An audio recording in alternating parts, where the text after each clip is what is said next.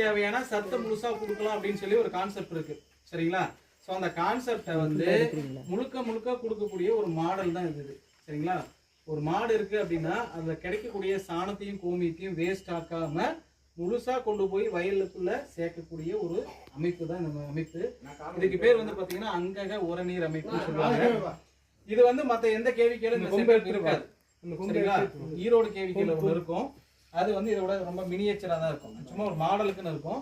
இது வந்து இதுல இருந்து தான் நம்ம 50 ஏக்கருக்கு தேவையான சத்து இங்கிருந்து தான் நம்ம கொடுத்துட்டு இருக்கோம்.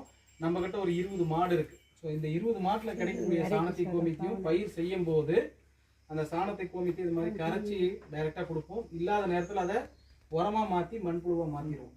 சரிங்களா? பயிர் இல்லாத நேரத்துல உரமா மாத்துறதுக்கு அந்த சாணியை பயன்படுத்திக்குவோம். பயிர் இருக்கும்போது இந்த சாணத்தையும் கோமியத்தையும் வேஸ்ட் ஆக்காம டைரக்டா தண்ணியோட தண்ணியா கலந்து கொடுக்கும்போது செடிக்கு உடனடியா யூரியா கொடுத்த எஃபெக்ட் இருக்கும். இந்த ஜீவாமிர்தம் ஒன்று கேள்விப்படும் இல்லைங்களா? ஸோ அந்த ஜீவாமிர்த அமைப்பை வந்து நம்ம 2 நாள் டேங்க்ல சேவ் பண்ணாம டைரக்டாவே இந்த மாதிரி தொட்டியில உற்பத்தி பண்ணி அது கூட சில நுண்ணுயிரெல்லாம் சேர்த்து நம்ம கொடுக்குறோம். ஸோ கொடுக்கும்போது பூமியில இருக்கக்கூடிய கெட்டது செய்யக்கூடிய கிருமி எல்லாத்தையும் அழிச்சிட்டு நல்லது செய்யக்கூடிய ஒரு கிருமியை பூமிக்குள்ள உற்பத்தி பண்ணும்.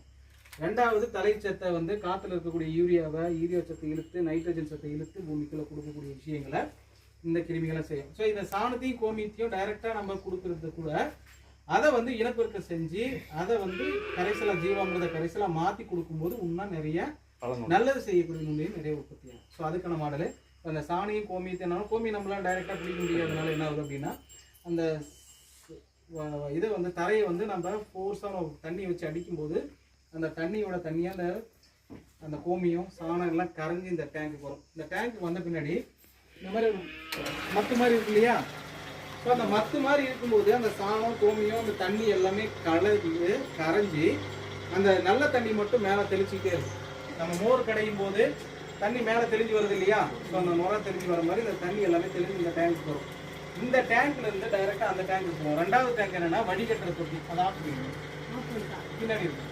அந்த வடிகட்டுற தொட்டியில வந்து பாத்தீங்கன்னா கீழே வந்து ஜல்லி மணல் அதுக்கப்புறம் மேலே வந்து செங்கல் தூள் போட்டிருப்போம். ஸோ அந்த மாதிரி 3 லேயரை போடும்போது வெறும் தண்ணி மட்டும்தான் ஃபில்டர் ஆகி 3வது தொட்டிக்கு போகும்.